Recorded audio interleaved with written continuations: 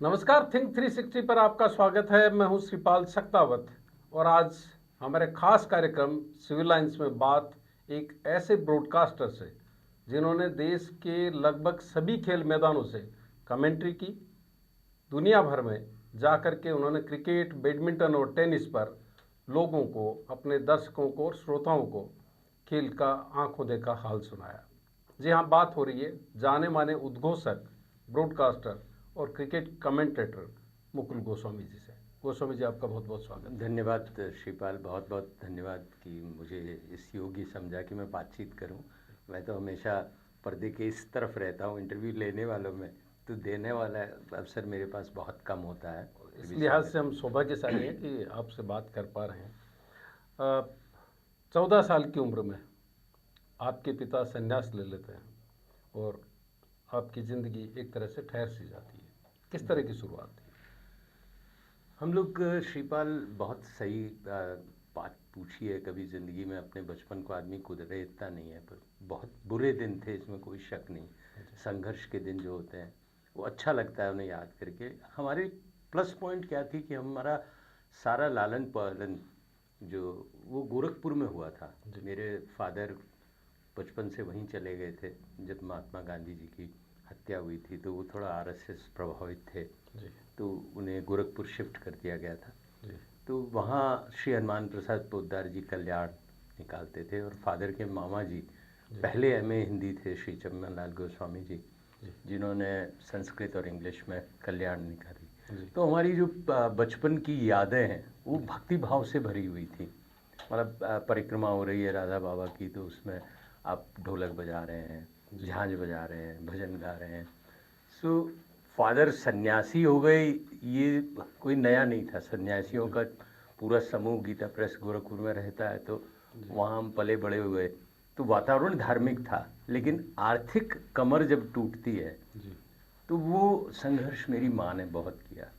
मुझे याद है कैसे 34 साल की एक युवा स्त्री जिसको अचानक पति घर छोड़ दे और आर्थिक कोई स्रोत न हो, तो उसके लिए कितना मुश्किल होता है बच्चों को पढ़ाना पालना। तो जो हमारे बर्तन मांजने वाली बाई आती थी उनसे भी उधार ले लिया करती थी माँ। तो हमने वो उस चीज़ को बहुत गहराई से महसूस किया कि मन तरसा करता था। एक लालसा होती थी कि हमारे पास साइकिल हो, हमारे पास नए कपड़े हों।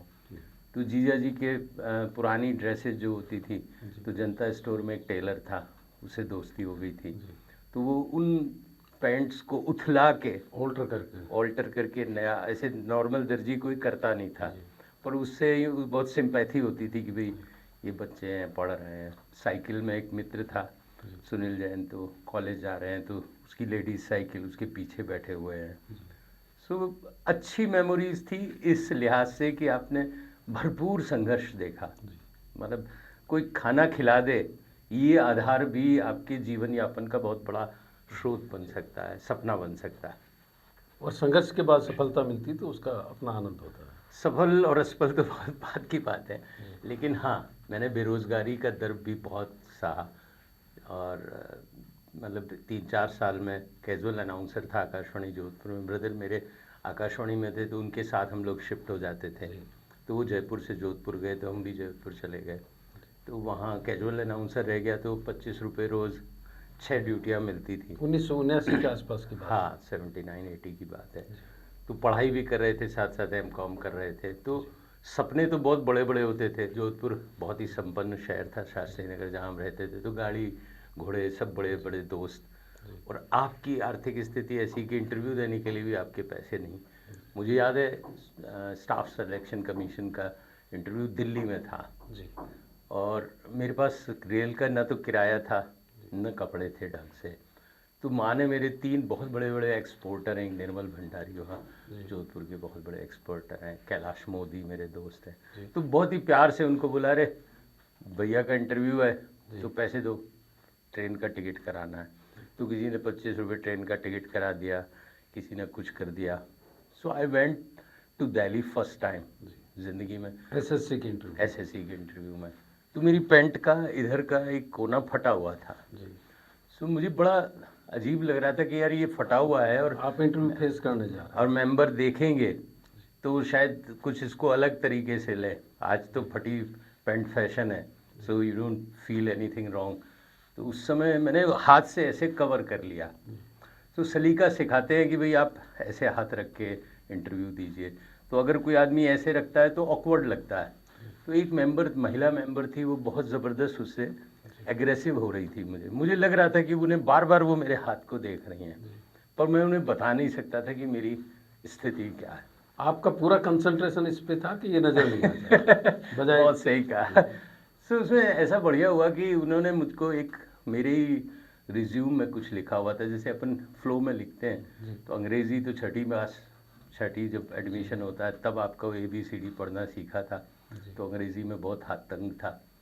तो मैंने लिखा हुआ था रिज्यूम में कि given so money talks stories, तो स्टोरीज की जगह कहानीज लिख दिया। तो she asked me this thing कि मुकुल जी, कहानीज कोई शब्द होता है क्या? तो मैंने कहा नहीं मैम, एकदम नहीं होता। तो बोले आपने रिज्यूम में लिखा हुआ है। तो मेरे हाथ एकदम कान पे चले गए सहज रूप से। And the moment it happened, she saw that कि मेरे पैंट फटी हुई है। That was the turning point. उसके बाद से उस महिला का पूरा व्यवहार मेरे प्रति इतना बदल गया। वो जो मुझे घमंड समझ रही थी, एटीट्यूड का मामला समझ रही थी, अचानक उसको लगा कि अरे यार, ये अपनी किसी मजबूरी के कारण ऐसा कर रहा है। सो मेरा सिलेक्शन हो गया। और सिलेक्शन, और आप ट्रांसमिशन एग्जीक्यूटिव बने, ड्यूटी ऑफिसर। हाँ, आकाशवाणी में, वो भी आकाशवाणी जैसे संस्थान में।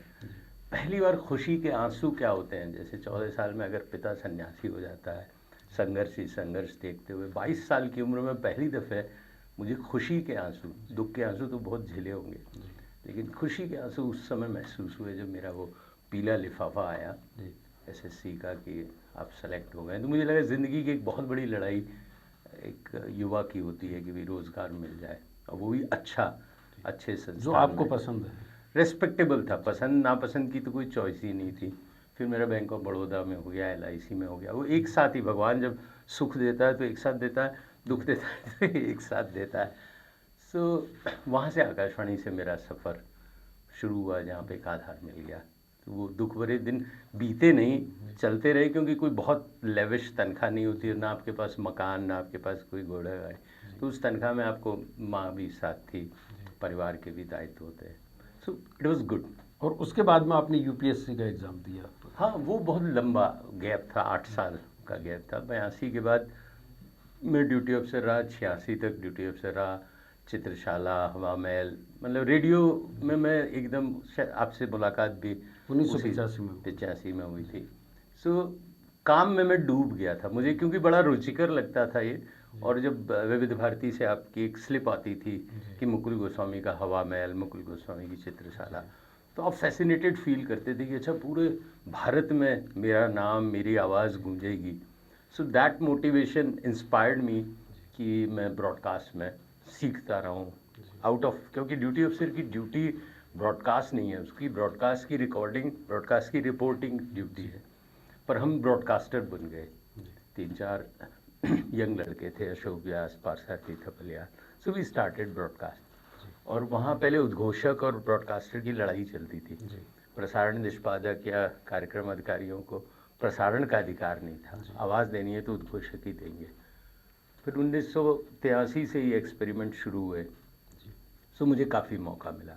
91 में UPSC बहुत ही संयोग से, 89 में मैं एक प्रियाल प्रोजेक्ट था, बहुत बड़ा प्रोजेक्ट था दिल्ली में, यूनिसेफ का, वर्ल्ड बैंक का, एडल्ट एजुकेशन डिपार्टमेंट का, कि रेडियो के थ्रू पढ़ाया कैसे जाए।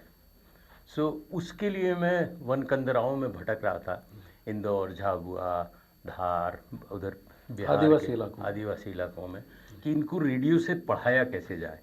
तो ओ है तो चांद बोल दिया आपने, तो चांद से वो कल्पना कर सकता है ज़ीरो की, रोटी से कल्पना कर सकता है कि ज़ीरो क्या है। ऐसे बहुत सारी झड़ी है, तो जे आप समझा लो। So that was very good. एक प्रोग्राम प्रियाल का था project, doctor Sridhar, doctor Rangacharya, Aparna Vaishya उसकी इंचार्ज थी। उसमें मैं जब वनकंदराओं में भटक रहा था, तो वहाँ मेरे एक मित्र बने सदानंद मिश्रा। तो UPSC से मुझे पहले जब कॉल आया था, तो वो उस स्टोरी को तो मैं बताना नहीं चाहूँगा। किसी का नाम उन्होंने मुझसे पूछा कि ये आपको जानते हैं क्या, मैंने हाँ कहा और उन्होंने मुझे रवाना कर दिया। तो आई वॉज शॉक्ड। मैं यूपीएससी में खड़ा हो गया था, उन्होंने कहा आपका हो गया इंटरव्यू, और मैं कह रहा था ये क्या मजाक है, मेरा इंटरव्यू हुआ ही नहीं है। पर वो जो मेंबर थे उनके चेयरमैन वो अंदर बाथरूम में थे, तो वो 5 मिनट बाद आए थे, तो उन्हें लगा कि तब तक इन लोगों ने बातचीत कर ली होगी। सो मैं 91 में जब मेरा 90s में नहीं आया इंटरव्यू, तो मैंने ओतिमा बोड़िया यूपीएससी की चेयरपर्सन थी और वो अनिल बोड़िया की वाइफ थी, दोनों बहुत जो राजस्थान से ताल्लुक। तो किसी ने मुझे कहा कि तुम उनको लिखो कि यू डिज़र्व दिस पोस्ट, और तुम्हारे से जूनियर लोगों को इंटरव्यू में बुलाया गया है, सो मेरा कहीं लिफाफा खो तो नहीं गया, because I was in Patna Bihar, तो बीकानेर में कैसे आया होगा नहीं आया होगा। So I wrote a letter to her, वो कंसिडर हो गया। तो योग्यता तो थी, पहले भी बुला चुके थे वो। सो वो मेरी ज़िंदगी का एक ऐसा एक्सपेरिमेंट था कि आप किसी बड़े संस्थान को चैलेंज कर सकते हैं। आमतौर पर आदमी डरता है, तो यूपीएससी में जो मैं पहली बार इंटरव्यू दिया था तो डर गया था कि मैं इनका विरोध करूं कि नहीं करूं, फिर ये एकदम अगर एग्रेसिव होके पूछेंगे तो फिर कुछ भी पूछ सकते हैं। वो सेकंड वाले में वो एक रिवेंजफुल एटीट्यूड होता है कई बार एक्चुअल में, और आप किसी अभ्यर्थी से तो बहुत जल्दी रिवर्ट होते हैं, बहुत जल्दी आप किसी चीज़ को मान लेते कि अच्छा तुमको इतना घमंड है क्या, हम कह रहे हैं इंटरव्यू ले लिया, तुम कह रहे हो इंटरव्यू नहीं लिया, तो अब बताते हैं इंटरव्यू होता क्या है। इस डर से मैं अटक गया था, पर वो टर्निंग पॉइंट था। बिहार जाना मेरे लिए बहुत टर्निंग पॉइंट था, क्योंकि जिस आदमी ने ज़िंदगी में बीकानेर और जोधपुर की गलियों से बाहर झांका नहीं हो, वो अचानक दिल्ली के महानगर में बाहर 65 रुपये डीए में आप संघर्ष कर रहे हैं कि कैसे आपको, वो भी उन जंगलों में, आदिवासी इलाकों में। बहुत ज़बरदस्त अनुभव थे वो। मेरे साथी थे राकेश जोशी, सुधा गुप्ता, तो हम किसी फादर को लेके जाते थे, कम्युनिकेशन अच्छा बने उनके लिए, रेस्पेक्ट रहे तो लोग सुनेंगे। और उसमें नसबंदी वाला अभियान बहुत ज़्यादा प्रचलित था, तो भय था गाँव वालों में, तो वो आते नहीं थे। जीप देख के तो वैसे ही डर जाते थे कि पता नहीं भाई इमरजेंसी वाले लोग आए हैं, अभी उठा के ले जाएंगे। तो हम सरकारी जीप में आते थे तो बहुत मुश्किल होती थी, तो फादर को देख के वो लोग भरोसा हो जाता था। तो वो हमें कांच टूट गया। अब किसी ने कहा आदिवासी ऊपर से तीर मारेंगे लूटने के लिए, फिर आपको मारेंगे, और वहाँ था कि भाई परिश्रम की कमाई खाएंगे। तो परिश्रम की कमाई खाने के लिए ये है कि अगर आप सीधे घड़ी उतार के दे दोगे तो वो नहीं, बिना पीटे नहीं लेते। तो हम पिटने की भी तैयारी कर लेते थे कि अब हमें पीटा जाएगा। तो वो फादर कहते थे यार रात को दारू पीने के बाद कोई फादर है ना मदर है, जी। फिर तो इंसान जबकि मिशनरीज ने वहाँ पे काफ़ी बहुत काम किया था उनके दुख सुख में। तो वो एक्सपीरियंस से आपका ज्ञान जो है, आपका व्यावहारिक ज्ञान, ब्रॉडकास्ट का ज्ञान, वो इतना बढ़ गया कि यूपीएससी अगर आपसे कोई प्रोग्राम के बारे में बात करेगी, तब तक मैं कमेंट्री नहीं करता था, सिर्फ ब्रॉडकास्टर था, तो हवा महल और इधर उधर खूब सारे प्रोग्राम आते थे। पर इस प्रोग्राम से मुझे बहुत सारे कंसेप्ट क्लियर हुए कि रेडियो की क्या क्या उपयोगिता है। तो वो इंटरव्यू बहुत अच्छा हुआ उस हिसाब से। अब आपकी पहचान आवाज़ है, आपकी आवाज़ सुनते ही मुकुल गोस्वामी जी की आवाज़ है जी। चाहे क्रिकेट की कमेंट्री हो, बैडमिंटन की हो, टेनिस की हो, या वैसे आप उद्घोषक के बतौर काम करते थे आकाशवाणी में तब की। अगर इस दुनिया में नहीं आते आप, आवाज़ की दुनिया में, तो आपकी क्या चॉइस थी कि मुझे उधर जाना चाहिए? बहुत अच्छा सवाल तुमने उस आदमी से पूछा है जिसके पास कोई चॉइस ना हो। तो मुझे नौकरी सबसे बड़ी चॉइस थी कि मुझे जॉब चाहिए। तो मेरा बैंक में सिलेक्शन हो गया था, तो बहुत सारे रिश्तेदारों ने समझाया कि बैंक में बहुत अवसर है, पैसा बन जाएगा, मैनेजर हो जाओगे, लोन मिल जाता है, कहाँ तुम ये रेडियो की सांस्कृतिक चीज़। आज सोचता हूँ कि अगर रेडियो नहीं होता तो मैं कुछ भी नहीं होता, मेरे व्यक्तित्व का शायद 5% भी विकास नहीं होता। मैं आंकड़ों में डूबा रहता, कोई अकाउंटेंट से मैनेजर हो जाता, पढ़ा लिखा था थोड़ा सा, पर जो कम्युनिकेशन, जो लोगों को जानना, लोगों को समझना, लोगों से बातचीत करने का जो विशाल अनुभव आकाशवाणी से मिला, वो आपकी दृष्टि खोल देता है पूरी, लोगों के जीवन को बदल देना। आपके प्रोग्राम्स की वजह से मेरा जीवन पहले बदला, मेरा पहले जीवन बदला गया, उसके बाद लोगों के जीवन बदलने और नहीं बदलना सेकंड आता है। पहले जैसे आप जब मिलते हो किसी बड़े अधिकारी से मिलते हो तो आपको बहुत गहराई से देखते हो कि ये आदमी बड़ा क्यों है। ये विश्लेषण करने का आपको अवसर ही नहीं होता। अगर मैं बैंक में बाबू होता तो ग्राहक आते कोई 2 या 3, मैंने मोर देन 200 IAS ऑफिसर से इंटरव्यू लिए, 500 से ज़्यादा स्पोर्ट्स पर्सन से इंटरव्यू लिए, पॉलिटिशियन सब। सो आपको इतना बड़ा अनुभव आकाशवाणी के कारण मिला, एंड रेस्पेक्ट के साथ गहराई में डूबने का। मुझे याद है LM सिंघवी साहब तब शायद इंग्लैंड में उच्चायुक्त थे और उनका मैंने इंटरव्यू लिया था, तो वो बाहर आके रोने लग गए, बल्कि इंटरव्यू के बीच में भी रो दिए थे, लेकिन बाहर आके बहुत फपक के रोए। तो मुझे समझ में नहीं आया कि मैंने ऐसा क्या कह दिया जो ये इतने विचलित हो गए। तो उन्होंने कहा यार मेरी बहुत सारी भूली बिसरी यादें थी जो इस व्यस्तता के दौर में कहीं दुबकी पड़ी थी। तूने यार उसको ऐसे कुरेदा ना कि मुझे ऐसे लगा कि मैं किस लिए बना हुआ हूँ, किसके लिए बना हुआ हूँ, ये चीज़ें मैं भूल गया। तो मेरे BBC लंदन ने 50 इंटरव्यू लिए होंगे, पर कभी कोई मेरे मन को नहीं छू पाया। पहली दफ़ा ऐसा हुआ कि मेरे मन को किसी ने तार तार कर दिया हो, तो मैं तुम्हारे कंधे में रोना चाहता हूँ। सो यू फेल्ट दैट कि यार मैंने एक इंसान को उसकी ज़मीन, उसका ज़मीर याद दिला दिया। तो इससे बड़ा आपका एक कार्यक्रम था हरे घाव जी, जिसमें बहुत लंबे वक्त तक राजस्थान के मुख्य सचिव रहे BBL माथुर जी, वो भी रो दिए। खूब याद दिलाया, खूब याद दिलाया। जो बहुत गहरी बात उन्होंने कही थी ना, वो आज हर वृद्ध के चेहरे पे शिपल, मतलब मैं बहुत भाग्यशाली हूँ कि मेरे सारे रूपक और अवार्ड विनिंग जो भी फीचर्स थे उसकी सोच, उसका आधार तुम्हारे द्वारा दिया गया था। सो मैं उस भाग्य की बात बाद में करूँगा कि आपसे संयोग कैसे बना बातचीत का। और वो BBL माथुर साहब ने जो एक बात कही थी ना कि बच्चे डॉलर्स भेज देते हैं, बच्चे पॉन्ड्स भेज देते हैं, बाहर विदेश में हैं, जब भी कोई बात कहो तो तुरंत कहते हैं कि पापा कितने पैसे चाहिए जी। मुझे लकड़ी नहीं चाहिए सहारे के लिए, मुझे कंधा चाहिए जीवित, जिसके हाथ रख के और मैं पार्क में घूमूं, टहल सकूं। तो बच्चे जिस दिन इस दर्द को समझ जाएंगे कि बाप को लकड़ी देना या US डॉलर देना सब कुछ नहीं है, एक अस्तित्व होता है, एक स्पर्श होता है, उसके लिए मैं तरस रहा हूँ। और आज मैं मर जाऊँ तो मरने के पता नहीं कितने दिन बाद वो आएंगे, ये मरने पर भी आएंगे कि नहीं आएंगे, आई एम नॉट श्योर। लिख देंगे 3 दिन, अब तो हम पहुँचेंगे तब तक सब कुछ हो चुका होगा, तो क्या करेंगे। और ऐसा हो रहा है।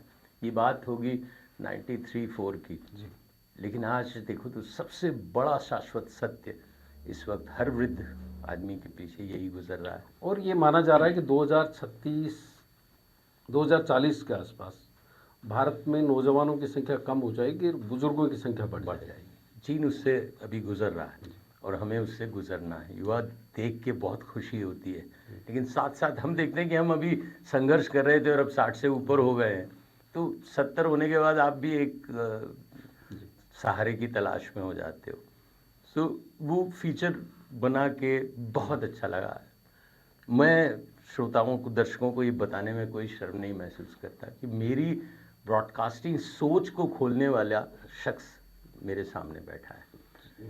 क्योंकि मैं भी ये बताना चाहता हूँ कि मेरी जो शुरुआत हुई थी उसमें पहला जो मेरा रेडियो का कार्यक्रम था 1985 में, वो आपने रिकॉर्ड किया था।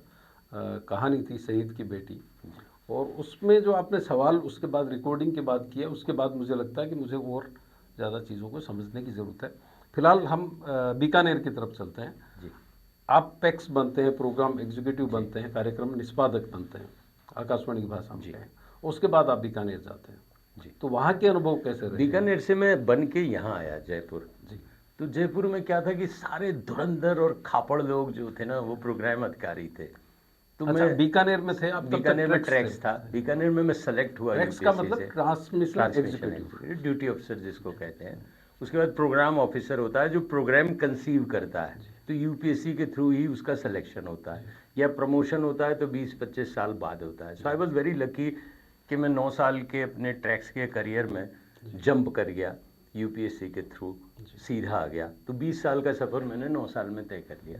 तो यहाँ मैं सबसे युवा जिसको कहें पैक्स था, और बाकी सब बड़े अनुभवी स्थापित लोग थे, बड़े बड़े नाम थे जो ड्रामा में, दूसरे क्षेत्र में, डायरेक्टर से। तो एक युवा आता है तो हर सतही तौर से उसे लिया जाता है। सुधा गुप्ता क्योंकि मेरे साथ काम कर चुकी थी तो उन्हें पता था कि मेरे में क्षमता है। तो पहले 2 साल तो मुझे बड़े संघर्ष करके कभी स्कूल ब्रॉडकास्ट दे दिया जाता, फिर लगता था कि स्पोर्ट्स का एक प्रोग्राम है तो इसको दे दो। पर आपका भाग्य वही होता है जो जिसको लोग दुर्भाग्य समझते हैं। तो स्कूल ब्रॉडकास्ट और स्पोर्ट्स ब्रॉडकास्ट ने मुझे सिखाया कि भाई स्पोर्ट्स ब्रॉडकास्ट होता क्या है। इससे पहले मैं कमेंट्री ज़रूर करता था तो मुझे बड़ा मज़ा आता था उसकी। मुझे सबसे सहूलियत क्या थी कि मेरी आवाज़ ब्रॉडकास्ट लायक थी, मुझे एडिटिंग डबिंग सब आती थी, तो मुझे किसी का सहयोग की ज़रूरत नहीं होती। लिखता था मैं, वन मैन आर्मी आप। One man. तो किसी का इंटरव्यू है तो मैं तुरंत गया स्टूडियो में, ऑन की मशीन और रिकॉर्ड कर लिया।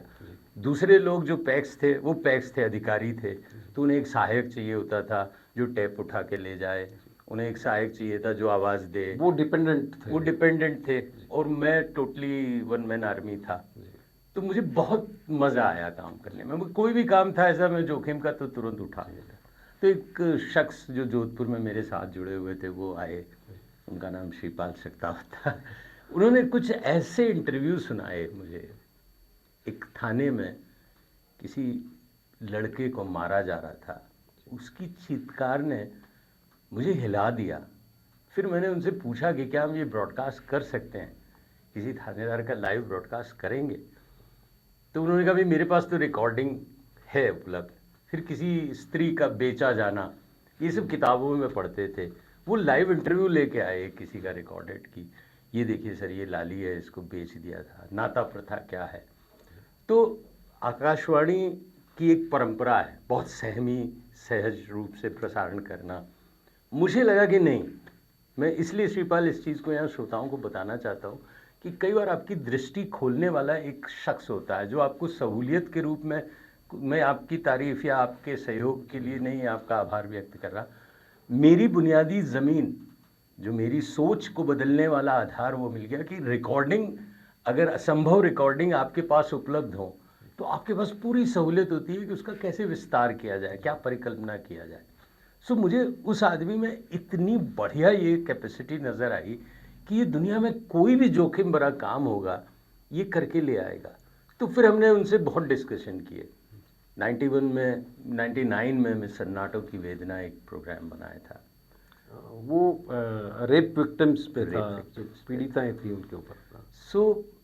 मुझे बहुत राजस्थान को रेपिस्तान तक कह दिया गया था। हर दिन अखबारों की सुर्खियों में एक बलात्कार होता था।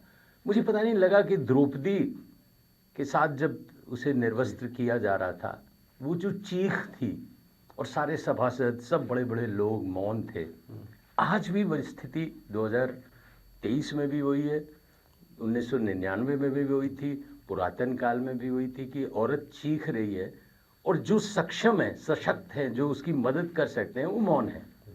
इस थॉट ने, एक चीख ने मुझे एक प्रोग्राम की परिकल्पना दी। भाई शिवपाल से मैंने डिस्कस किया, इन्होंने 3-4 रेप विक्टिम्स के इंटरव्यू पता नहीं कहाँ से अरेंज करके, अब रेप विक्टिम के इंटरव्यू आपको मिल जाए तो आपको सिर्फ शब्दों से खेलना है, आवाज़ से खेलना है और उस प्रोग्राम को बनाना है। और उसमें एक खास बात थी, जो एक विक्टिम ऐसी थी जो बलात्कार की शिकार हुई थी, वो बोल नहीं पाती थी, सुन नहीं पाती, नर्स थी 25 साल से जो मुंबई। इसके अलावा एक बच्ची थी जो बोल नहीं पाती थी, सुन नहीं पाती थी, उसके पड़ोसी ने उसका रेप किया था। उस वेदना को आप जिस तरह से आपने उभारा, ये अपने आप में अद्भुत था। एक लड़की ने कहा मुझे चाकू की नोक पे किया बलात्कार और जज को क्यों नहीं सजा मिलती है, उनके बच्चों के साथ ऐसा हो तो क्या होगा। ये सारे ऐसे प्रश्न थे जो सन्नाटे ही सन्नाटे पैदा कर रहे थे, जो उसका जवाब कहीं था ही नहीं। एंड वो प्रोग्राम एक ऐसा प्रोग्राम बना। उसके बाद मैं भोपाल गया, वहाँ पे एक इनोवेटिव प्रोग्राम्स की वर्कशॉप, वहाँ सुनाया मैंने सबसे पहले। तो उन्होंने कहा इसमें आप बुलडोज़र डालो, इफ़ेक्ट्स का काम करो, थोड़ा सा आपको 10 बार एडिट करना पड़े तो 10 बार। इससे पहले 1 या 2 बार हम बना के प्रोग्राम फिर फाइनल कर लेते थे।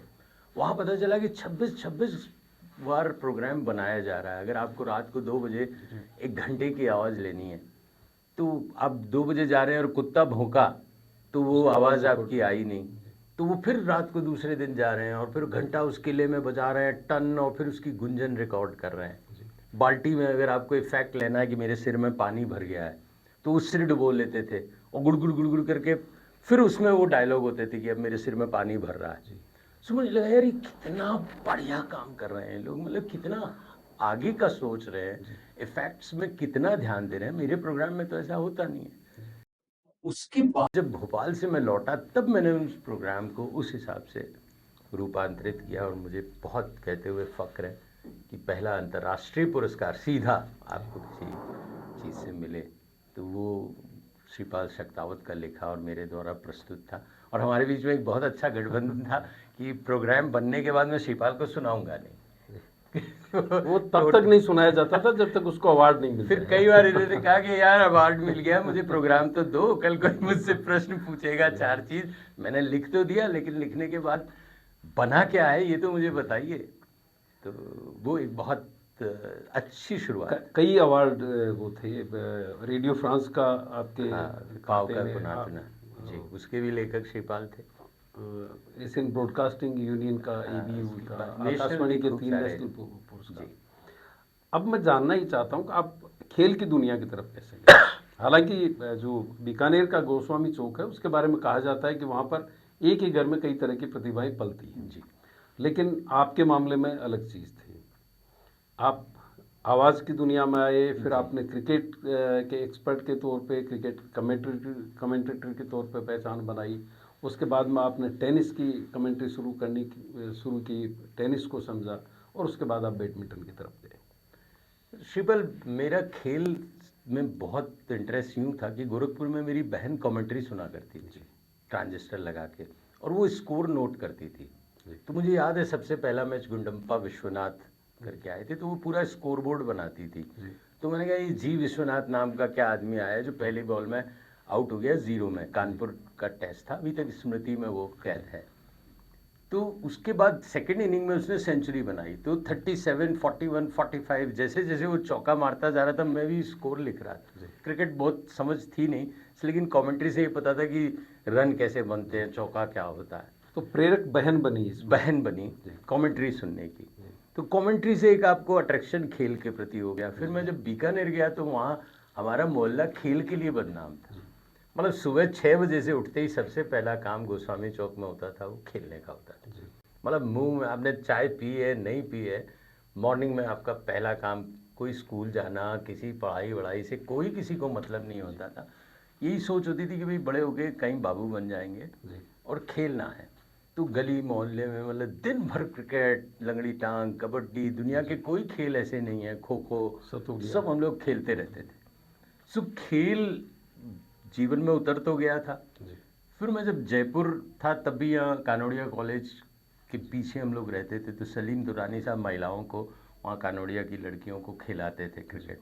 तो उन्हें फील्डर चाहिए होते थे कि वो चौके छक्के मारें तो बाहर, तो हम लोग कूद के दीवार और बाहर खड़े हो जाते थे। फिर बाद में वो हमें कहते थे कि आप इस ग्राउंड का भी 1 घंटे इस्तेमाल कर लो, क्योंकि उसमें कानोड़िया कॉलेज महिला कॉलेज है तो प्रवेश निषेध होता था। पर उस सर्विस का कि बॉल उठाने की सर्विस के बदले में हमें 1 घंटे वो मैदान मिल जाता था। तो वो उसमें हम क्रिकेट खेला करते थे। तो मुझे क्रिकेट फिर अच्छा लगने लग गया। फिर जोधपुर यूनिवर्सिटी में मेरा सिलेक्शन हो गया यूनिवर्सिटी की टीम में। एक अजय शर्मा कप्तान थे, बहुत बढ़िया खेलते थे। तो उन्होंने पता नहीं मेरे में कुछ क्या देखा, और एक शक्तावत सर थे जो कि कोच थे। तो उन्होंने कहा अगर ये 10 मिनट क्रीज में रहा तो 50-60 रन बना लेगा, बस ये 10 मिनट तक रहना चाहिए। मुझे डिफेंस आता ही नहीं था तो मुझे मारने का बस एक वो था कि T20 तब मैं खेल लेता था। फिर एक अन्मेष रॉय करके लड़का था, युवाणी में कॉम्पियर था, उसने मुझे कहा कि यार वो सुशील दोषी कमेंट्री करता है, मेरे भाई साहब भी करते हैं, मैं भी करना चाहता हूँ पर आप मेरे साथ आओ। तो मैं उसके साथ उसकी रिकॉर्डिंग करने गया तो उसने कहा आप भी एक पीस बोलो। तुम ब्रॉडकास्टर तो थे ही, क्रिकेट की समझ थी, क्रिकेट खेलते थे, तो मैं बोलना शुरू कर दिया। लकीली अब मैं प्रो हो गए तो आप कमेंटेटर हो गए। लेकिन कमेंट्री से मुझे विश्व के हर देश को जाने का मौका मिलेगा या भारत में इतनी प्रतिष्ठा, इतने अवसर मिलेंगे, ये मैंने कभी ज़िंदगी में सोचा नहीं था। मैं एक शौकिया कमेंट्री करता था, बाकी ब्रॉडकास्टर था। मेरा सारा ध्येय ब्रॉडकास्टिंग में था। आपने जब शुरुआत की थी, सुशील दोषी बड़ा नाम थे, मुरली मनोहर मंजुल हमारे डायरेक्टर थे, तो वो खुद ही कमेंटेटर थे, पर उनसे हिम्मत ही नहीं होती थी कि कमेंट्री की बात कर लें या कमेंट्री के लिए कुछ पूछ लें, क्योंकि लोग बड़े स्टार थे, जसदेव सिंह, मुरली मनोहर मंजिल, रवि चतुर्वेदी, मनीष देव। तो इनकी अपनी एक शैली थी, आसमान में बादलों के बीच चीरते हुए कपिल देव। तो उसमें आप बहुत दबे, एकदम सिमटे हुए थे कमेंटेटर के रूप में। मुझे मौका मिला टेनिस में, क्रिकेट से ज़्यादा पहले टेनिस ने मुझे स्थापित किया। फिर टेनिस में एक कमेंटेटर थे, वो किसी टाइम्स ऑफ इंडिया में काम करते थे। उन्हें यहाँ नेशनल गेम्स कोई इसके हुए थे, टेनिस के नेशनल टूर्नामेंट, उसके लिए आना था। मैगजीन करके थे वो, और वो आई नहीं। तो नेशनल कमिटमेंट था, अंग्रेजी वाले आए हुए थे, हिंदी वाला कोई आना था जो आया नहीं। तो घनश्याम आचार्य हमारे पैक्स थे स्पोर्ट्स के उस समय, उन्होंने मुझसे कहा तू कमेंट्री क्रिकेट की करता है ना? मैंने कहा हाँ। तो मैं दिल्ली बात करता हूँ। मैंने कहा किस लिए? बोलते टेनिस की कमेंट्री तुम्हें करानी है। मैंने कहा दादा मेरे को टेनिस का ABCD भी नहीं, मैं स्टेफी ग्राफ और सांचेज वगैरह को देखता हूँ, बोरिस बेकर का दीवाना हूँ, मैं खेल हमेशा देखता रहा था, लेकिन मैंने खेला नहीं है, और कमेंट्री करना इट्स अनदर थिंग। बोले क्रिकेट करते हो ना? तो उन्होंने दिल्ली पूछा फ़ोन करके, दिल्ली वालों ने कहा अच्छा क्रिकेट में अप्रूव्ड है क्या? तो टेनिस जानता है? मैंने कहा खिलाड़ियों के नाम जानता हूँ। तो बोले इनका ट्रायल कर लो। सो मैंने ट्रायल दे दिया। ट्रायल 5 मिनट ही दिया, उसके बाद घनश्याम आचार्य ने मुझको उठा के और दूर पटक दिया। फिर थोड़ी देर बाद मुझे जब दूसरी कमेंट्री सुनी तो मुझे समझ में आया यार मैंने बहुत गलतियाँ की हैं और अब मैं अच्छा कर सकता हूँ। तो मैंने दादा से कहा कि दादा मैं अब प्रिपेयर्ड हूँ, एक स्पेल दे दो मुझे। बोले भूल के भी नहीं दूंगा। नहीं, एकदम नहीं। अब क्या हुआ, मुझे लगा यार अब मैं क्रिकेट, अब मैं बैडमिंटन समझाऊँ ये टेनिस को, और अब ये दे नहीं रहे अवसर।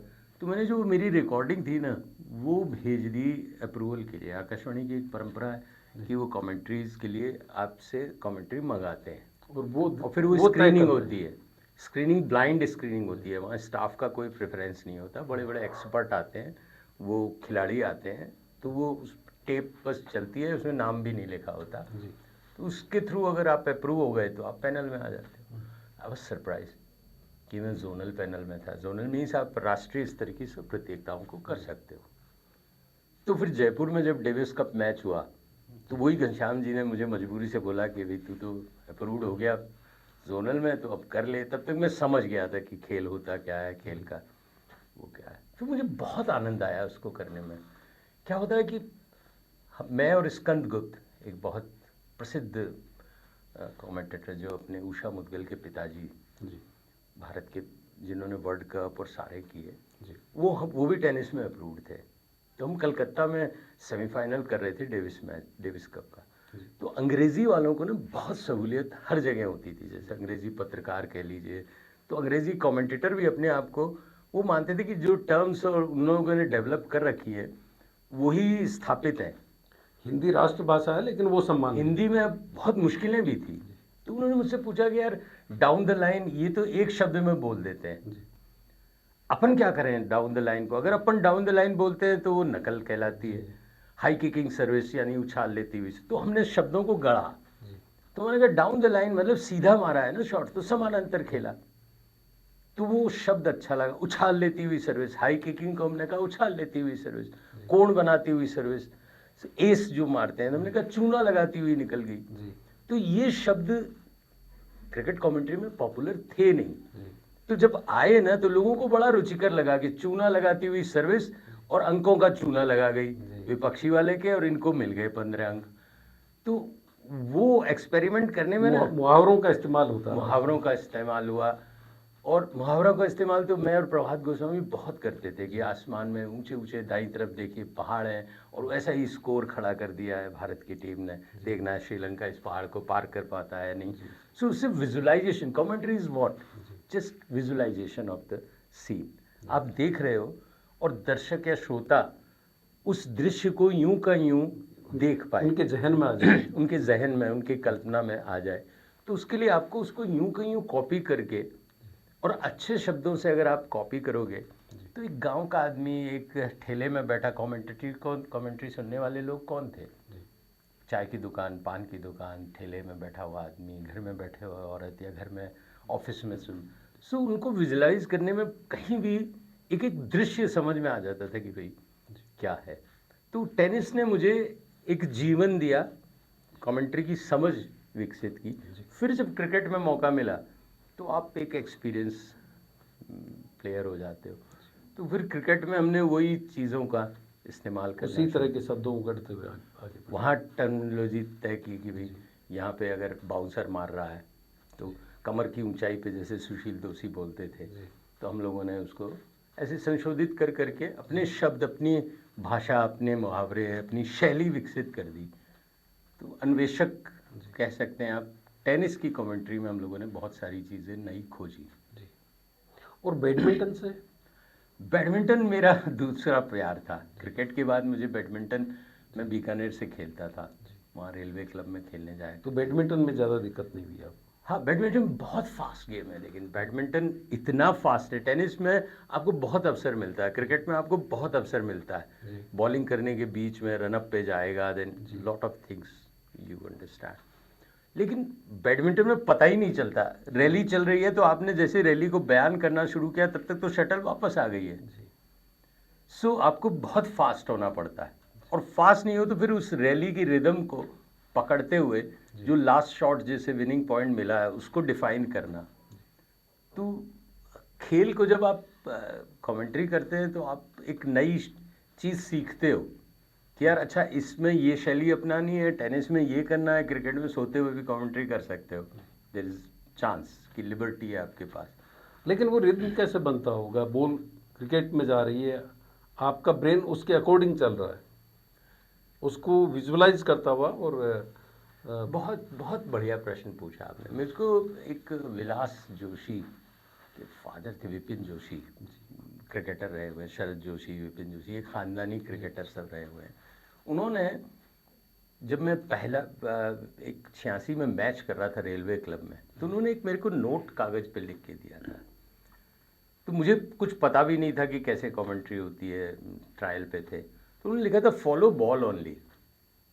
तो वो गुरु मंत्र मुझे इतना अच्छा लगा। उन्होंने कहा जहाँ जहाँ बॉल जा रही है, अगर बॉल बैट्समैन पैंट पे रगड़ रहा है तो यू डिफाइन दैट, बॉल अगर विकेट कीपर के पास है तो आप वो बोलिए, बॉल अगर किसी फील्डर के पास पहुंची है तो वो बोलिए। बॉल को आप देखते रहोगे तो आप आपके पास एक लाइन मिल जाएगी, लाइन ऑफ एक्शन, वरना आप बेतरतीब क्या बोलते रहोगे। दर्शकों के पास तो सुविधा होती है कि वो टेलीविजन स्क्रीन देख लेते हैं, लेकिन रेडियो में तो आपको ही उनको खेल के मैदान में लेके आना है। सबसे दुष्कर कार्य कोई है तो वो कमेंट्री करना है। क्यों, ये मैं बताता हूँ। 25 कैमरे लगते हैं आजकल क्रिकेट में, तो एक कैमरे ने, दाएं वाले ने मिस किया ना तो बायां वाला पैक कर लेगा, है ना। यहाँ भी आपने 2 कैमरे लगा रखे हैं। कमेंटेटर के पास सिर्फ 2 आंखें हैं और उसको पूरा मैदान देखना है। तो एक भी सेकंड आप मानसिक एकाग्रता चूके और आपको पता ही नहीं चलेगा कि क्या हुआ। फिर आप किसी से पूछ नहीं सकते, अगर बॉल आउट हो गया है या स्निक हो गया है या खेली नहीं उसने, तो आप क्या बोलोगे, आपने अगर देखा नहीं तो।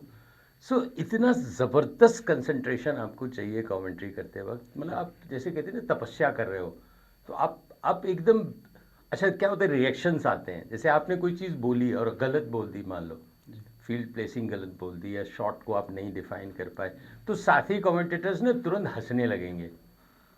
सो वो हंसना आपको, मतलब वो जोर से चिल्ला भी देंगे, ज़्यादा डिरेल करेगा, वो आपको एकदम मोटिवेशन लेवल पे नीचे पटकने के लिए दे कैन से, अरे ये गलत बोला है ऑन एयर, ताकि पकड़ में आ जाए लोगों को। भाई पब्लिक को नहीं पता चलेगा मैं लेग स्लिप बोल रहा हूँ कि फर्स्ट स्लिप बोल रहा हूँ, क्योंकि वो सिर्फ रन स्कोर उससे मतलब है उनको। लेकिन अगर पड़ोसी बोल रहा है गलत बोले, स्लिप नहीं है, तो आप डिमोरलाइज हो गए। सो उसमें इतना मुश्किल होता था कि आप पूरी एक, इसलिए मुझे बहुत मज़ा आता था टेनिस में, क्योंकि टेनिस में बहुत कम लोग होते हैं। क्रिकेट में पूरा लवाजमा होता था, 20-22 लोग। टेनिस में आप 4 लोग हैं तो मैं भगा दिया करता था सबको कि भाई कंसोल में चला लूँगा, अब मैं पूरा अपना शब्द चित्र एक्सपेरिमेंट करने का, मानसिक प्रतिबिंब बनाने के लिए, विजुलाइज करने के लिए मैं एक तपस्वी की तरह हाजिर हूँ कि मैं हिमालय में पहुँच गया, अब मैं जो मर्जी वो बोल रहा हूँ, कॉन्शियस नहीं हूँ।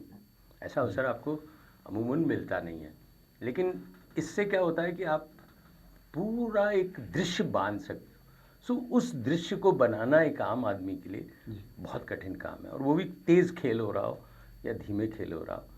फिर जैसे मुझे बहुत सौभाग्य रहा, मैंने मेलबोर्न में ओपनिंग सेरेमनी जो होती है जी खेलों की, जो ओपनिंग होती है, क्लोजिंग होती है, उसकी कमेंट्री की। एथेंस में मैंने ओलंपिक में इसकी की। अब वहाँ 25 नहीं 50 कैमरे लगे हुए हैं, और पूरी दुनिया के पूरी दुनिया के। अब एक एक प्लेयर जब निकल रहा है किसी देश का, भारत का ही, तो झंडे पे अगर आप गए कि भी झंडारोहण ये कर रहे हैं, ध्वजा के लेके ये निकल रहे हैं, पीछे पीछे कितने खिलाड़ी हैं। तो वहाँ एक सुरेश नायक मेरे जो मैनेजर थे, स्पोर्ट्स के हमारे अधिकारी थे, उनको मैंने कहा, मैंने कहा दादा ये वन मैन जॉब नहीं है, आप मुझे 2 जने दीजिए जो मुझे सपोर्ट में कुछ लिख लिख के देते रहें। तो वो तुरंत समझ गए इस बात को कि यार एक आदमी क्या क्या देखेगा। तो उन्होंने मेरे साथ 2 कमेंटेटर, मेरे जो प्रसारण कर्मी थे, उनको साथ लगा दिया कि तुम इनको फिलर की तरह आंकड़े, जैसे स्कोरिंग में क्या होता है, क्रिकेट में स्कोरर होता है, वो आपको आंकड़े देता रहता है कि भाई गावस्कर ने ये कब बनाया था, अर्धशतक कब बनाया था। ऐसे ही वो मुझको सपोर्ट में देते रहे कि भारत की टीम के नीले रंग के कपड़े जो पहने हुए हैं, वो पीछे सोन, इसमें सिंधु है, ये वो है, ये वो है। तो वो एक्स्ट्रा जब मटेरियल आपके पास होता है तो यू आर मोर कंफर्टेबल। आपको कंटिन्यूसली बोलना है और देखते हुए बोलना है, तो आपको सपोर्ट में कुछ डॉक्यूमेंट मिल जाते हैं, जैसे कैमरे के 5 सपोर्ट हो जाए, तो आपको बहुत आसान होता है।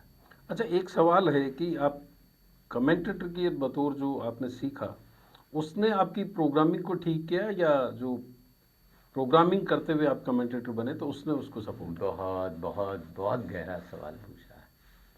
एक्चुअली में ब्रॉडकास्टर क्या होता है, जो ब्रॉड सोचे। तो मेरी सोच श्रीपाल सक्तावत से खुली और उसके बाद मैं ब्रॉडकास्टर बन गया। लेकिन कमेंट्री तो आपने पहले से शुरू कर कमेंट्री एक भाषाई जादू है ना। एक आप बोलते हो, सिर्फ जादू है वो कि आप शब्दों के जाल में एक कल्पना लोगों के मन में पैदा कर रहे हो।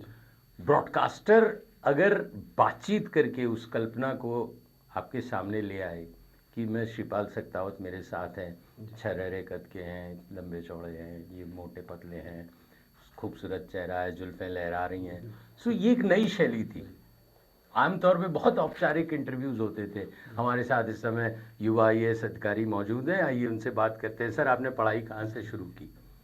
सो मैंने उस फॉर्मेलिटी को, being a commentator, I broke that कि नहीं, मैं एकदम एक्सपेरिमेंट करूँगा। मैं शिवल बहुत ईमानदारी से कह रहा हूँ कि मैं आकाशवाणी में जितना क्रिटिसाइज्ड हुआ हूँ ना, मेरी जितनी आलोचना हुई है शायद किसी की नहीं होगी।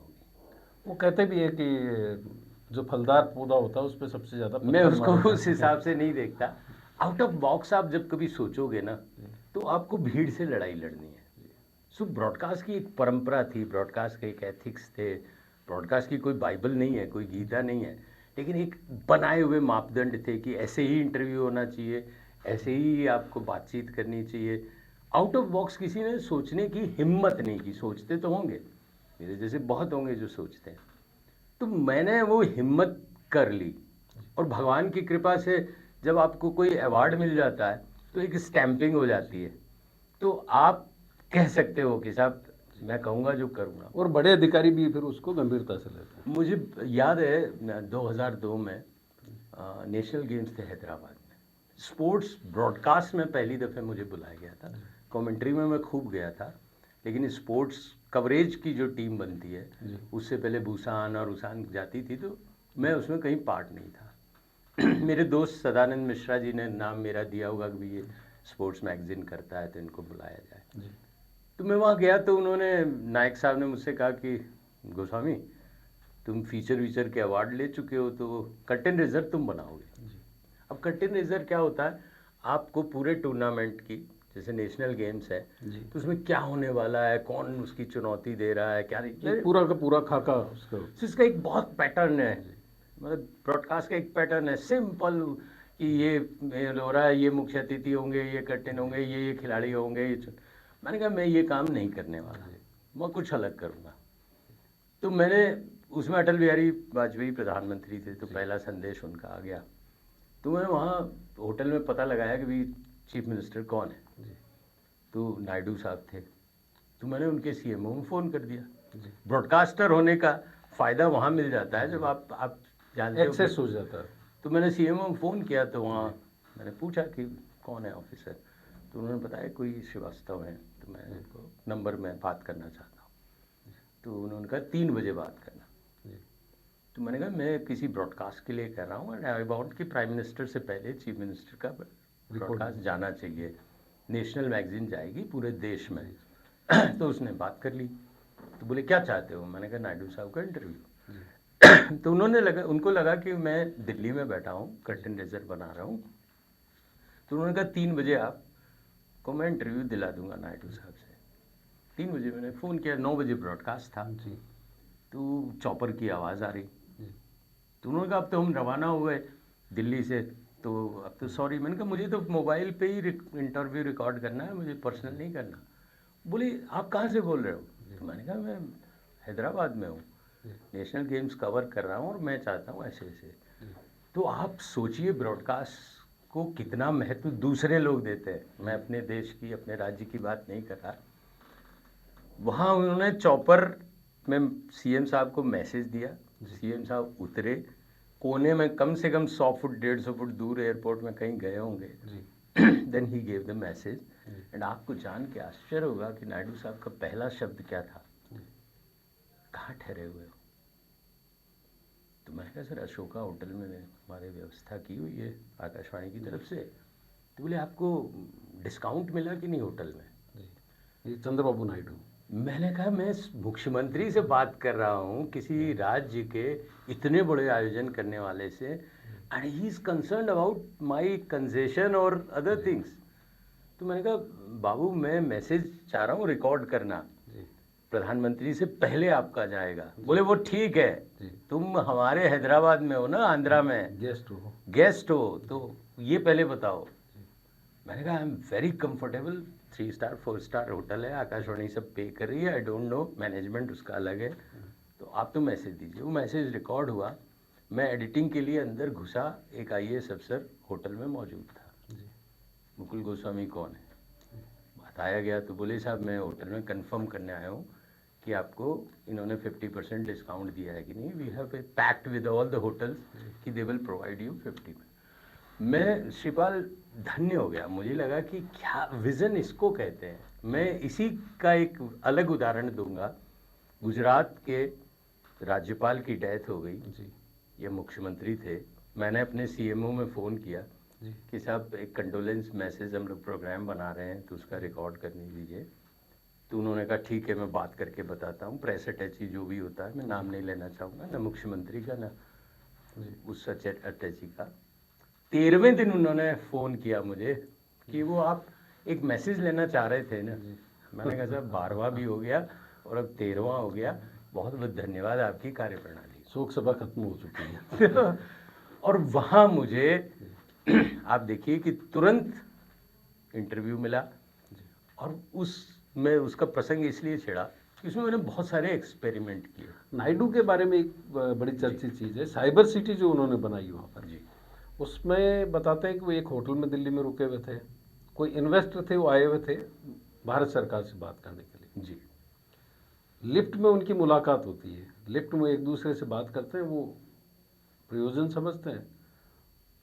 वो पूरे के पूरे प्रोजेक्ट को भारत सरकार से बातचीत करने के बजाय पूरा हैदराबाद ले जाते हैं। लिफ्ट के अंदर बातचीत होती है, अगले दिन MOU होता है और वो सब सुविधाएं वहाँ पर दे देते हैं।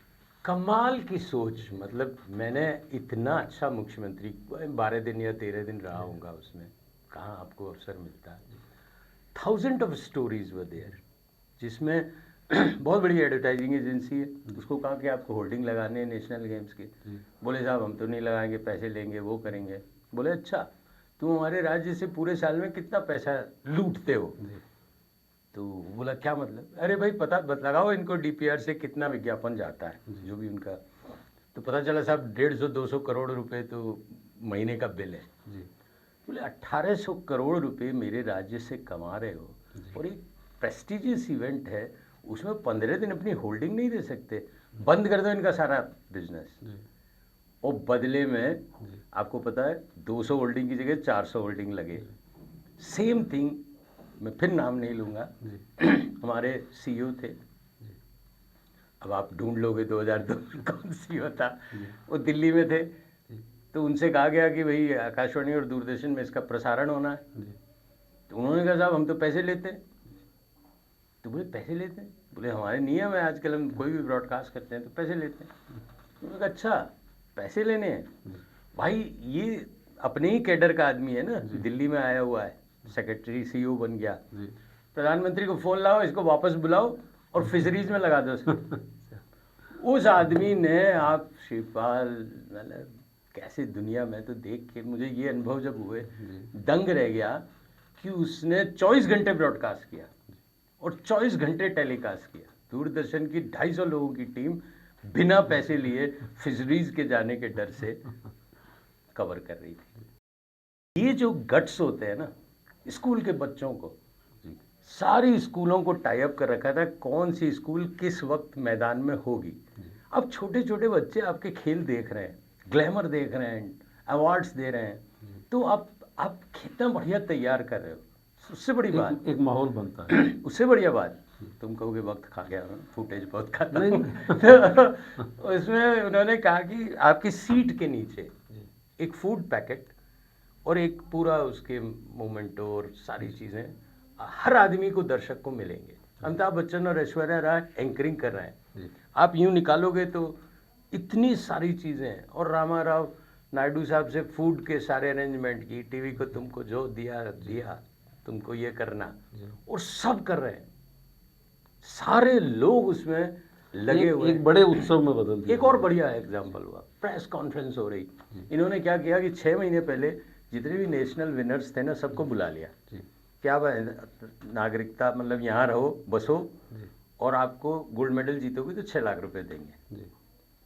अब सारे प्लेयर्स इंडियन हैदराबाद रहे, पीवी सिंधु से लेके आंध्र प्रदेश की तरफ से खेलेंगे आंध्र। अब वो दिल्ली की स्विमर है, खेल रही है आंध्रा से, तो आंध्रा के गोल्ड पक्के हो गए। तो एक पत्रकार भाई प्रेस कॉन्फ्रेंस में पिल पड़े, आप तो कैरी पैकर हो गए, आप तो पैसे के बल पे खिलाड़ी खरीद रहे हो, है ना, ये कोई खेल हुआ? आपने हमारे राज्यों के सारे खिलाड़ी खरीद लिए, वो कर लिए, खूब आरोप लगे। आप उस आदमी का विजन देखिए, उसने बहुत धीरे से कहा, ए मिस्टर, 1 मिनट, इसको 6 लाख रुपए दिया ना मैंने, यहाँ रहने का नौकरी दिया, दिल्ली में जब था इसका जूता देखा था तेने, फटे हुए जूते से ये दौड़ता था। अब ये 6 लाख लेके क्या कैसीनो में जाएगा या सट्टा लगाएगा? ये 6 लाख लेके अपने पर खर्च करेगा, अपनी प्रैक्टिस पे खर्च करेगा, खाना खाएगा और फिर देश के लिए मेडल जीतेगा। तो तब नायडू का नाम होगा कि देश का नाम होगा? सोच बदलो अपनी। बाप रे बाप, मुझे लगा यार ये विजन आना चाहिए। आई एम टॉकिंग अबाउट 2022 में वो विजन है, लेकिन 2002 में ऐसा विजन हो सकता है 1-2 स्टेट में हो, लेकिन हम तो दर के क्या है कि वो थे ठोकरें खाने वाले। सो ब्रॉडकास्ट में जब मैंने कर्टेन रेजर बनाया तो मैंने कुछ नहीं किया, उसमें बहुत सीधा सा एक एक्सपेरिमेंट किया कि जैसे आप स्विमिंग कर रहे हैं तो स्विमिंग की कवरेज करने के लिए XYZ किसी को भेजा गया। तो मैंने कहा भैया तू स्विमिंग जब शुरू होती है ना तो उसकी विशल जो है वहाँ का इफेक्ट मुझे सबसे पहले ला के देगा, है ना, कि ये शुरू हुई। और तू जो तेरी भाषा यूज करेगा ना वो तरुण ताल वाली भाषा होनी चाहिए। तो डाइव लगा रहा है, पानी में डूब रहा है, तो उसका कैप्शन मैंने ऐसे दिया कि अब हम आपको ले चलते हैं Talkatora stadium, whatever XYZ stadium, जहाँ पर है मिलिंद पांडे शब्दों के साथ डाइव करते हुए, शब्दों की ड्रिबलिंग करते हुए हॉकी के मैदान पे कुलविंदर सिंह कंग, टेनिस का, मतलब हर खेल की टर्मिनोलॉजी को उस रिपोर्ट में यूज किया। अब तक रिपोर्ट इस तरीके से नहीं ब्रॉडकास्ट, रिपोर्ट होती थी सिंपल सी कि और अब खेल टेनिस का आंखों देख, टेनिस के बारे में बताते हुए so and so I thought out of box, फिर सारे फैक्ट्स यूज किए। अगर बॉक्सिंग का है तो मुक्कों के साथ श्रीपाल सक्तावत, तो मुक्कों की बौछारों के बीच श्रीपाल सक्तावत, फिर वो धमाधम मुक्के के इफेक्ट्स आ रहे हैं, फिर वो अपना डिस्पैच दे रहा है। सो आई ट्राइड दिस। मेरे हिसाब से बहुत चेंज हुआ जी। उस समय 70 या 71 लोग होंगे टीम में जी। दूसरे दिन रिव्यू हुआ, 69 लोगों ने जम के, जैसे गालियां देते हैं ना, जम के। 71 में 2 मैं और नायक साहब, 2 ही जने शांत बैठे थे। 69 लोगों ने जो नहीं कहना ना कि सर ब्रॉडकास्ट की ऐसी तैसी कर दी, किस आदमी को फीचर बना दिया, सर स्पोर्ट्स रहा ही नहीं वो, क्या मुक्कों के पंच और वो पंच और यूं करके। मैं एकदम वो दीवार फिल्म का अमिताभ बच्चन नहीं गेट के पास बैठ जाता है, तो मैं ज़मीन पे नीचे बैठ के सुन रहा था कि भाई मेरे को गलती से बुला लिया इन्होंने, मैं तो ऐसा ही रहूँगा ढीठा, तुमको नहीं बुलाना मत बुलाओ। अचानक वहाँ एक रीजनल ट्रेनिंग सेंटर होता है, उसके डायरेक्टर होते हैं, वो सीनियर स्केल में होते हैं, एडीजी रैंक के। वो पैदल पैदल, बहुत ही कोई साउथ इंडियन थे, भागते हुए आए, एकदम गेट खोला उन्होंने, and he entered, where is mister Nayak. तो नायक हमारे, वो हम दोनों वैसे दीवार के सहारे गमगीन शोक व्यक्त कर रहे थे। तो उस आदमी ने एकदम नायक साहब जैसे खड़े हुए और उसके गले लगाया, तो दृश्य बदलता है। गले लगाने के बाद उन्होंने कहा, you know why I am doing this? नहीं सर। बोले, मैंने अपनी ब्रॉडकास्टिंग हिस्ट्री में स्पोर्ट्स का इतना अच्छा प्रोग्राम कभी नहीं सुना। क्या यार तुम लोगों ने विजुलाइज किया, हु इज द प्रोड्यूसर? अब मरते का नाम गाया, मतलब मुझको उठाना पड़ा लोगों को कि ये था, and the whole scenario change. Film hit हो जाती है, उसके बाद कैसे पब्लिक आपको सपोर्ट करती है। वही 69 लोग जो गालियों में जिनके कमी नहीं, तालियां बजा रहे हैं, वो तालियां बजा रहे हैं, गालियों की जगह तालियां, और गालियों की जगह तालियां। और सर क्या एक्सपेरिमेंट था वो, मैं देख रहा था, ये सत्ता तू कैसी चीज़ है कि जब आपके पास opportunity, and that day established me as sports producer. वो परंपरा मैंने 2020 बीजिंग तक, ओलंपिक तक निभाई। अब लोग मुझे कॉपी करते हैं, अब लोग वही फैक्ट्स वही चीज़ें अभी भी करते हैं, but I am very happy कि आई चेंज द ट्रेंड। आपने एक बदलाव किया। मैंने बदलाव। रेडियो फ्रांस की कहानी मैं सुनना चाहता हूँ। आप वहाँ पे पेरिस पे गए थे, वहाँ की किस तरह के अनुभव रहे आपको? आकाशवाणी को आपके उस कार्यक्रम की वजह से बहुत बड़ा पुरस्कार था वो, ग्रैंड प्रिक्स अवार्ड। मेरे हिसाब से आज तक भारत को, मुझे आई एम नॉट श्योर कभी दोबारा मिला या नहीं मिला, पता लगाना पड़ेगा। That was first.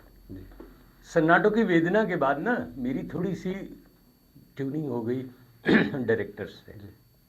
क्या वो डायरेक्टर्स के ना निगलते बनता था ना उगलते बनता था, उन्हीं की मजबूरी थी कि अच्छा काम करवाना है तो इसको यूज़ करना है, लेकिन मेरी डिक्टेटिंग टर्म्स से वो बौखलाए रहते थे।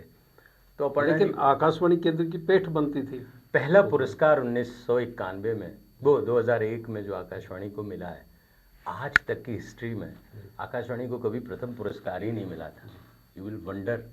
आकाशवाणी जयपुर को सेकंड अवार्ड नाटक के मिले, सांत्वना पुरस्कार मिले, प्रथम पुरस्कार पहला मिला अपने ही रूपक को, अब और नहीं, जिसको भाई श्रीपाल सक्तावत और मुकुल गोस्वामी की जोड़ी ने लिखा था, वो मिला।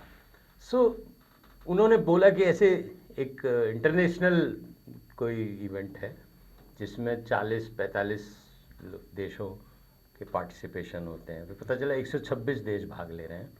उन्होंने एक टॉपिक दे दिया था, ओ फायर, मतलब फायर मीन्स आग।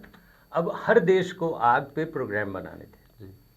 सो आग पे आप क्या कंसीव करते हो? इन्होंने आग, जैसे आग आप सोचोगे तो सोचोगे कि तर तर करती आग का इफेक्ट हो और दमकल भाग रही हो, वट एवर यू कंसीव।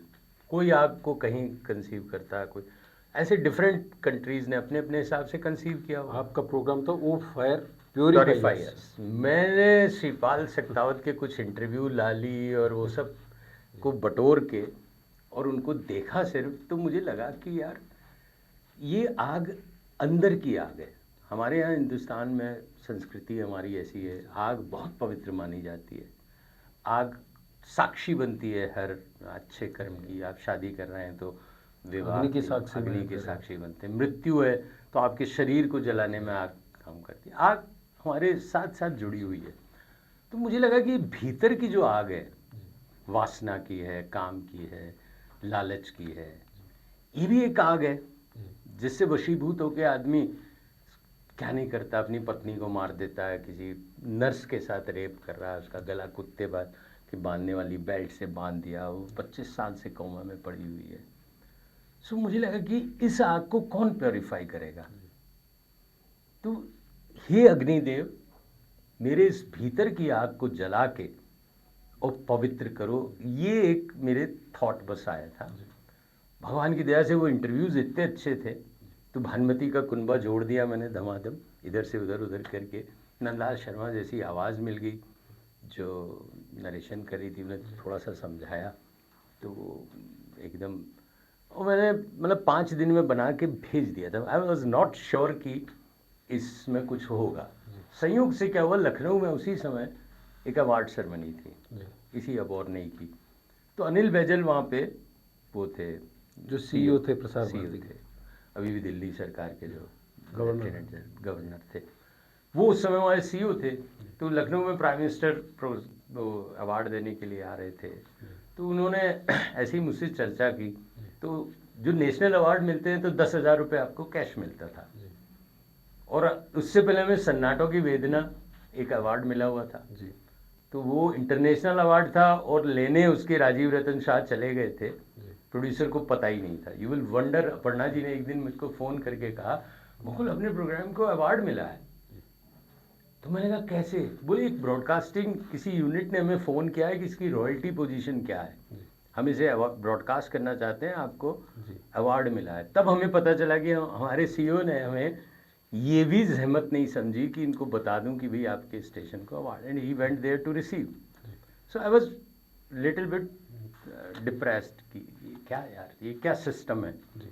सो अनिल बैजल साहब ने ऐसे ही पूछ लिया, यार तुमने बहुत अच्छा प्रोग्राम बनाया था, तो तुम लोग इंटरनेशनल प्रोग्राम क्यों नहीं बनाते? तो मैंने कहा सर किस लिए? खाना खा रहे थे टेबल पे, मैंने कहा किस लिए? मैं नेशनल अवार्ड लिया तो 10,000 कैश लेके जाऊंगा, आपने यहाँ बुलाया, फ्लाइट से बुलाया, यहाँ अवार्ड दोगे, प्राइम मिनिस्टर सम्मानित कर, एक रिकॉग्निशन हो रहा है। इंटरनेशनल अवार्ड लेने के बाद CEO जाके ले आए, और वो रिप्लिका भी हमें नहीं मिली अभी तक, तो वो भी दूरदर्शन छोड़ गए कि वहाँ जाओ तो ले आना। तो मैंने कहा भाई आई शुड डू दैट। तो मतलब वो एकदम विचलित हो गए, बोले क्या बोल रहे हो? मैंने कहा सर अभी भुवनेश्वर में आई रिसीव दैट प्राइज, और इक्वलेंट उसके अवार्ड मिला, उसके 10,000 मिले, तो why I should do that. And he made this principle कि अब के बाद कोई भी अवार्ड होगा तो प्रोड्यूसर जाएगा रिसीव करने, प्रेसिडेंट बना दिया उन्होंने। और लकीली ये बात लखनऊ की थी, और 2 महीने बाद मुझे फ्रांस का अवार्ड मिल गया। हमारे DG, डायरेक्टर जनरल, हमारे डायरेक्टर सब मुंह धो के बैठे थे कि हमें जाना है फ्रांस, हम लेके आएंगे। पर अनिल बैजल साहब ने कागज़ ऐसा पक्का कर लिया, तो उषापुरी जी ने कहा भैया तुम जूते वूते खरीद लो, कपड़े बड़े खरीद लो, तुम्हारे तो बड़े फक्कड़ कपड़े वपड़े हैं, तो वहाँ जाके तुमको पेरिस में अवार्ड लेना है। तो मुझे भी बड़ा आश्चर्य हुआ कि भाई ये चमत्कार। फिर पता चला कि साहब अनिल बैजल साहब ने, और वही CEO हैं तो कोई विरोध कर नहीं सकता। वहाँ का क्या अनुभव रहा? वहाँ बहुत अच्छा अनुभव रहा, ठंड थी। आकाशवाणी को शायद इस तरह का, हाँ आकाशवाणी ने अवार्ड तो बहुत लिए होंगे डिफरेंट कॉमनवेल्थ ब्रॉडकास्ट एसोसिएशन के, लेकिन फ्रांस की धरती पे प्रोड्यूसर कोई लेने जाए तो मुझे बड़े कोट वोट पहना दिए गए, और टाई लगा के, मेरे दोस्त कुलविंदर सिंह अंग ने टाई लगाई, और मतलब भारत को आप प्रतिनिधित्व कर रहे हो तो खूब सारा सामान, मोन्यूमेंट दिए। -6 टेम्परेचर होगा फ्रांस का। उसी दिन 13 दिसंबर का दिन था जो संसद में उन्होंने, आतंकवादियों ने प्रवेश कर लिया था। तो जैसे ही मैं लैंड किया, वो श्रीलंकन ड्राइवर था, उसने बताया कि साहब आपके देश में तो पंगामा हो गया है, 3 आतंकवादी घुस गए। मैं भी बादाम की कतली लेके गया था, कपूर चंद कुलिस जी ने दी थी कि भाई इससे तुम 1 महीने तक सरवाइव कर सकते हो, वही बादाम की कतली लेके गए थे। अब ठंड में मैंने उनको फ़ोन किया कि साहब मुझे गाड़ी मिल जाएगी, बोले you hire a taxi we will pay. मुझे बड़ा बड़ा बुरा लगा, what do mean by hire a taxi and you will pay? अरे मेरा देश मुझे फ्रांस भेज रहा है, जहाज़ दे रहा है, सब सुविधाएं दे रहा है होटल, साला एक टैक्सी का मैं नहीं दे सकते क्या? आई आज because I don't know the location. सो मैं वहाँ ढूंढता ढांढता कम्बल ओढ़ के और हाथों में वो सब लेके मॉर्निंग कोट वोट में, और लोगों से टैक्सी पूछूं तो $100। अब $100 उस समय ऐसे थे कि भाई आप 5,000 5,500 रुपये आपके लग जाए टैक्सी में DA टोटल मिलता है $150 या $75। तो मैं पैदल पैदल चल के, फिर भी मैंने कहा यार अब जाना है सामान ढो के, तो I hired A taxi.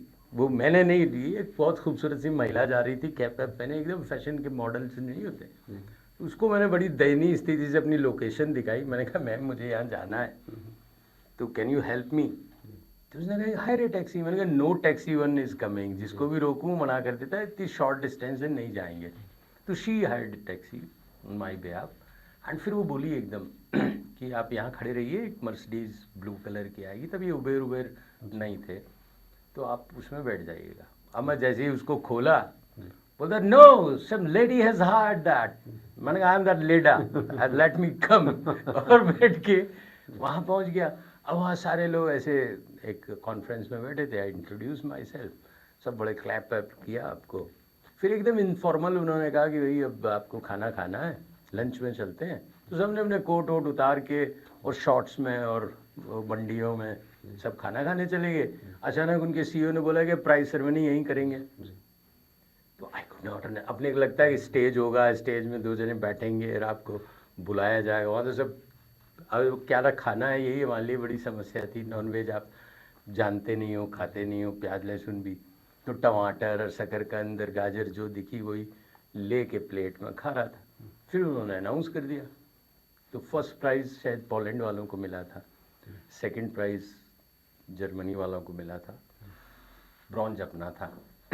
So I told that thing कि भाई ऐसे ऐसे हमने ये कंसीव किया। You will wonder Shipal, when I said that कि ये एक्चुअल इंटरव्यू है, मेरी स्पीच को रोका गया just 1 minute.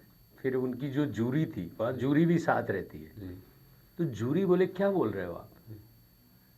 This is not dramatized interviews, they are actual victims. तो मैंने कहा yes ma'am these are actual victims. वहीं सर पकड़ के बैठ गए वो, बोलते हमने एक्चुअल विक्टिम्स के इंटरव्यू लिए, हमने तो देखा ड्रामेटाइज किए हैं। सो आपके ट्रांसलेशन में ये तो कभी है ही नहीं कि एक्चुअल विक्टिम है। मैंने कहा हमारे यहाँ कोई परंपरा ही नहीं है कि हम ये लिखें कि ये एक्चुअल विक्टिम का इंटरव्यू है। हम किसी की आवाज़ दे रहे हैं, इसका मतलब उसका इंटरव्यू है। ड्रामेटाइज होता है तो हम लिखते हैं कि भाई इसका नाट्य रूपांतर है। तो बोले ओ माय गॉड, आपकी फर्स्ट प्राइज पहले ही सेलेक्ट हुई थी, पर सबने एक ही आरोप लगाया कि ड्रामेटाइज वर्जन है, इसलिए आपको फर्स्ट प्राइज नहीं दिया। और वो उसने पूरे लंच में उसको सिर्फ एक ही अफसोस होता रहा, वाई यू डिड नॉट। अब हम लोग तो ट्रांसलेशन भी किसी बड़े अच्छे अंग्रेजीदा को लेके करा लेते थे, तो उसको बेचारे को रेडियो का उतना ज्ञान नहीं। मेरे कई फिर उस तरह की परंपरा नहीं। एक IAS सुधांश पंत है, उन्होंने हमारा एक क्लिंटन वाले उसका किया था, सिफर से शिखर तक। तो ऐसे बहुत सारे मित्र सहयोग कर लेते थे जिनकी अच्छी अंग्रेजी थी। तो अब वो फैक्ट और फिगर में, तो मुझे बड़ा अफसोस हुआ। मैंने कहा यार एक ट्रांसलेशन की गलती से जो सिनॉप्सिस में लिखा जाना था कि these are actual interview, we are deprived of first prize. But फिर इवन देन वो ब्रॉन्ज मेडल लेके और वो बड़ा खुश होके, पर पेरिस घूमा नहीं, बस दूसरे दिन फ्लाइट पकड़ के वापस आ गया। सो वो कहानी थी पाव कप बनाना की। गोस्वामी साहब, फ्रांस के मेरे भी बड़े अनुभव रहे हैं और मुझे लगता है कि जो डिगाल की गवर्नमेंट को गिरा देने वाली फ्रांस की युवा शक्ति है वो ज़बरदस्त रही है। भाषा को लेकर के, राष्ट्रीयता को लेकर के उस देश का कोई मुकाबला नहीं है। उन पर कभी चर्चा करेंगे और साथ में आकाशवाणी से आपके बिछोह की कहानी पर बात करेंगे। आपने कई स्ट्रेटेजीज प्लान की, उस पर बात करेंगे। फिलहाल दर्शकों को यही कहना चाहते हैं कि मुकुल गोस्वामी जी से बातचीत का सिलसिला ये जारी रहेगा। देखते रहिए थिंक 360 सिविल लाइन्स में, फिर मुलाकात होगी।